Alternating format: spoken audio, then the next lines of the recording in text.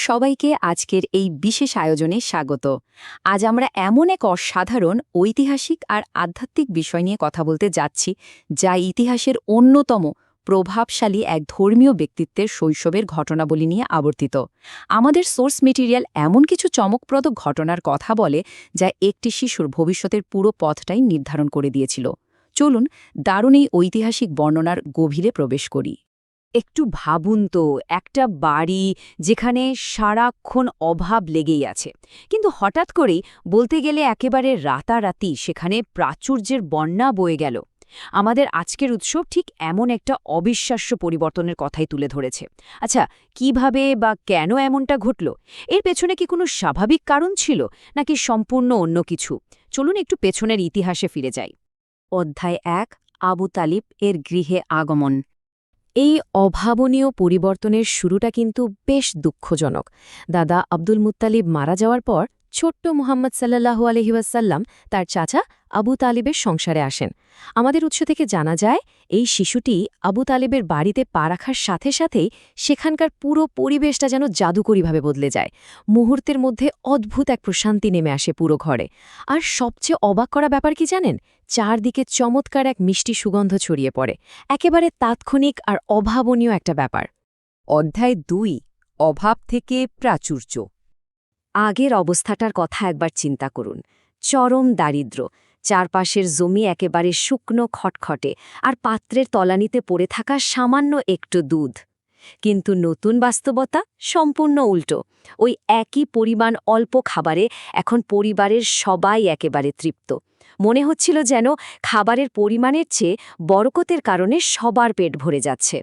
সেই শুকনো জমিগুলো ধীরে ধীরে সবুজে ছেয়ে গেল। আর সবচেয়ে আশ্চর্যের বিষয় হল, দুধের পাত্রে ছোট্ট শিশুটি এক চুমুক দেওয়ার পর তা কানায় কানায় পূর্ণ হয়ে যেত। বাড়ির সবাই পেট ভরে পান করার পরও তা আর ফুরাতো না। সত্যি, এটা ছিল এক অবিশ্বাস্য রূপান্তর।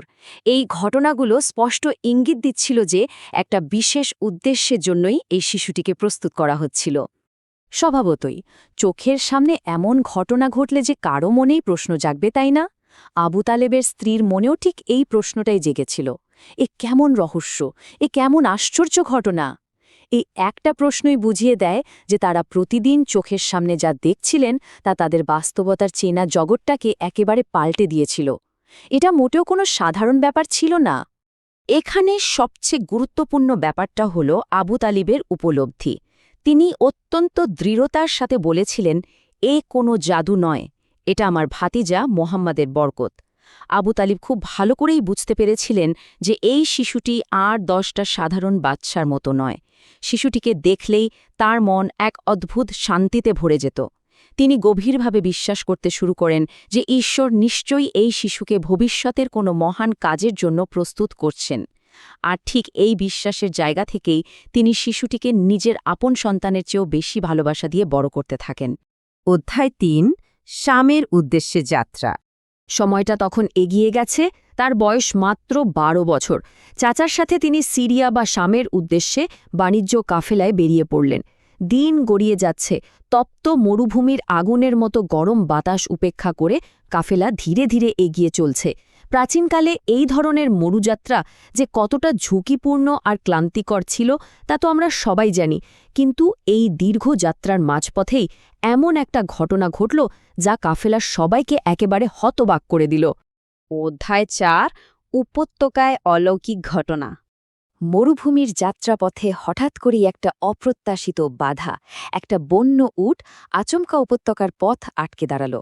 কিন্তু অবাক করা কাণ্ড হল, উটটি ছোট্ট মোহাম্মদ সাল্লাল্লাহু আলাইহি ওয়াসাল্লামকে দেখেই একদম শান্ত হয়ে গেল, যেন সে এক ধরনের সম্মান দেখাচ্ছে। এরপর আরেক বিস্ময়, চারপাশের সেই শুকনো রুক্ষ উপত্যকা হঠাৎ করেই পানিতে থই থই করতে শুরু করল। কাফেলার লোকেরা তো ভয়ে একেবারে আতঙ্কিত। তখন তিনি সবাইকে শান্ত হয়ে তার পেছনে আসতে বললেন, আর অত্যন্ত নিরাপদে পুরো কাফেলা সেই উপত্যকা পার হয়ে গেল। বিপদের মুহূর্তে এমন নেতৃত্ব আর প্রকৃতির এমন অবিশ্বাস্য সাড়া দেওয়া, এটা সত্যিই বিরল। এটা যে নিশ্চয় কোনো কাকতালীয় ঘটনা ছিল না তা বেশ পরিষ্কার হয়ে উঠছিল। অধ্যায় ৫, মানবজাতির জন্য রহমত। সপ্তাহখানেক পর কাফেলা যখন নিরাপদে নিজ শহরে ফিরে এলো তখন সবাই এই বিস্ময়কর ঘটনাগুলো নিয়ে নিজেদের মধ্যে বলাবলি শুরু করল। সবার মুখে একটাই কথা, এই শিশুটির মধ্যে নিশ্চয়ই বিশেষ কিছু একটা আছে। তারা ঠিকই বুঝতে পেরেছিল যে প্রকৃতির সাধারণ নিয়ম ভেঙে পরিবেশ যার পক্ষে কাজ করে তার জীবন কখনোই কোনো সাধারণ গণ্ডিতে আটকে থাকতে পারে না। আমাদের আজকের সোর্স ম্যাটেরিয়াল থেকে এটা একদম পরিষ্কার যে শৈশবের এই অসাধারণ ঘটনাগুলো ছিল মূলত ভবিষ্যতের একটা অনেক বড়, অনেক মহান দায়িত্বে প্রস্তুতি পর্ব।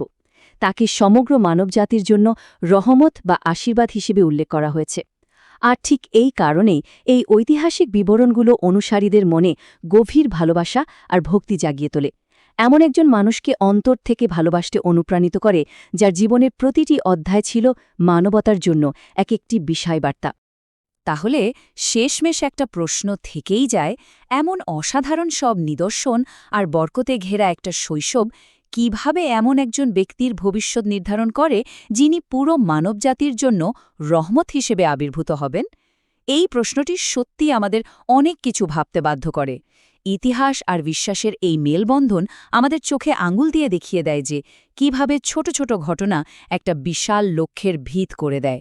আশা করি সোর্স মেটেরিয়ালের উপর ভিত্তি করে তৈরি আমাদের আজকের এই বিশ্লেষণটি সবার কাছেই খুব তথ্যবহুল আর আকর্ষণীয় লেগেছে।